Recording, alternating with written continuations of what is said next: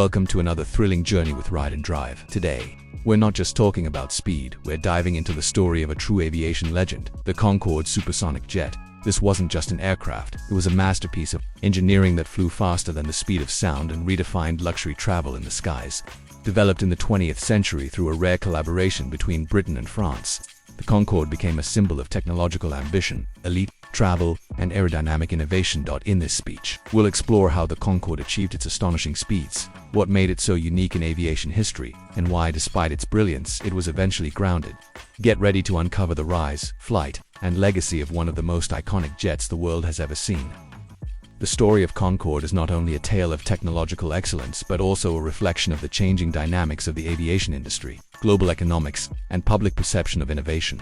From its inception, Concorde was seen as a symbol of national pride and engineering prestige for both Britain and France. Its development was driven not purely by commercial interest but by the desire to showcase Western aerospace capabilities during the Cold War era, particularly in response to the Soviet Union's efforts to create its own supersonic transport, the Tupolev Tu-144. Concorde's entry into service in 1976 with British Airways and Air France marked the beginning of a unique chapter in commercial aviation, where speed and luxury defined air travel for an elite class of passengers. The rise of Concorde was accompanied by a wave of global fascination. It was an aircraft like no other, sleek, fast, and prestigious. Governments, celebrities, CEOs, and royalty embraced it as the ultimate status symbol. The aircraft reduced transatlantic flight times by more than half, offering unmatched convenience. To those who could afford the premium fares, its presence at airports was a spectacle, drawing crowds and media attention wherever it flew. Airlines marketed Concorde flights as the epitome of luxury, with fine dining, personalized service, and exclusive lounges enhancing the overall experience. The speed and elegance of the jet embodied an optimistic vision of the future, where distance and time could be overcome by design and technology. Despite its glamour and technical success, Concorde's commercial viability was always under pressure. The aircraft was extremely expensive to develop and maintain, and its operational costs were among the highest in the industry. It consumed far more fuel than subsonic jets, and its 4 afterburning engines made it noisy and environmentally contentious. In the early years, more than a dozen airlines had expressed interest in purchasing Concorde, but by the time it entered commercial service, only British Airways and Air France committed to operating it. Political pressure, rising fuel prices following the 1973 oil crisis, environmental concerns, and the inability to fly supersonically over land due to sonic boom restrictions all limited its potential reach and profitability. Concorde's operational routes were thus restricted mainly to over-ocean flights, such as London, New York, and Paris, Washington, which were profitable but limited in number. The aircraft was also constrained by high airport fees and maintenance complexities that made fleet expansion unfeasible for most airlines. The small number of units, produced only 20 in total, including prototypes, meant that costs were distributed across a very limited base, preventing economies of scale. Although its ticket prices were among the highest in aviation, this revenue was often offset by the enormous expense of keeping the aircraft in flight-ready condition. Still, for over 2 decades, Concorde flew regularly, carrying high passengers in style and speed. It built a loyal following and maintained an image of technological superiority. However, the early 2000s brought a series of events that ultimately contributed to its retirement. On July 25, 2000, Air France Flight 4590 crashed shortly after takeoff from Paris Charles de Gaulle Airport, killing all 109 people on board and 4 on the ground. The tragedy was caused by a piece of metal on the runway that punctured the Concorde's tire, leading to a fuel tank rupture and fire. This incident shattered the public's confidence in the aircraft's safety, and despite modifications and safety improvements, the damage to its reputation was difficult to repair at the same time.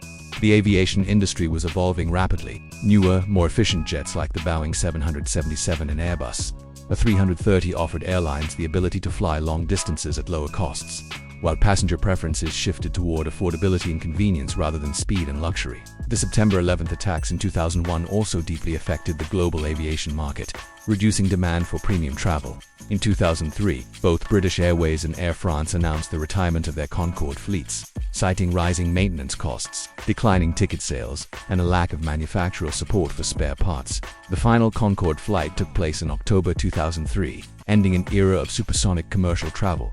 Even after its retirement, the Concorde remains an enduring icon in aviation history. It continues to captivate engineers, historians, and aviation enthusiasts worldwide as a symbol of human achievement, ambition, and the bold pursuit of speed. Museums in France, the UK, and the United States preserve the remaining aircraft, where thousands of visitors each year come to see this once a machine that flew faster than sound. Its legacy also inspires modern supersonic aircraft projects, as aerospace innovators seek to revive high-speed travel with newer, quieter, and more sustainable technologies.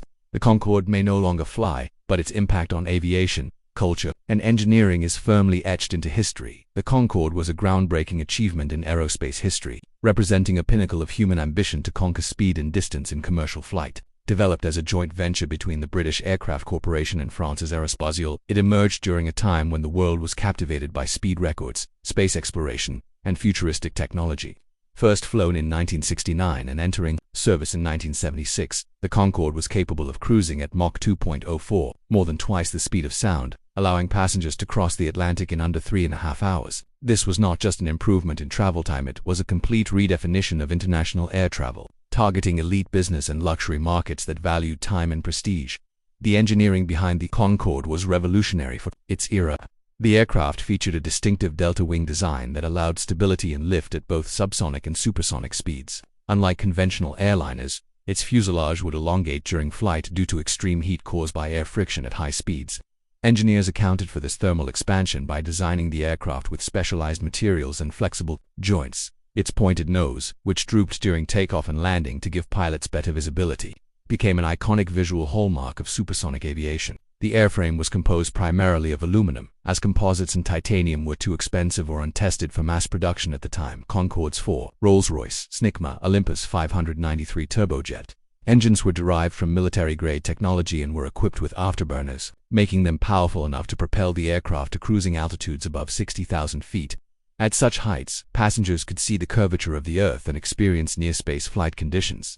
To manage the immense heat and aerodynamic stress, Concorde was fitted with advanced air intake systems and engine control units that regulated airflow for optimal performance. Fuel distribution was also precisely engineered, with multiple tanks and transfer systems that shifted the aircraft's center of gravity to maintain stability at different flight phases. Sound barrier challenges were also central to design. The aircraft's engineers had to overcome sonic boom issues, which limited its operation to mostly overwater routes like London to New York and Paris to Washington. It also had to comply with evolving noise and environmental standards. Noise during takeoff and landing was mitigated with special engine nacelle design and thrust management systems. Though the aircraft remained considerably louder than modern jets, despite these challenges, Concorde stood as a beacon of technological progress, achieving feats previously thought impossible in civilian aviation. Its ability to operate at supersonic speeds for extended durations without sacrificing safety or performance pushed the boundaries of what engineers and pilots believed was possible. Its flight systems, flight deck design, and autopilot technology were state-of-the-art, featuring analog-digital hybrids and manual overrides that gave pilots full control of this high-speed machine. Pilots underwent rigorous, specialized training to handle the unique aerodynamic behaviors and high-speed decision-making required for Concorde operations.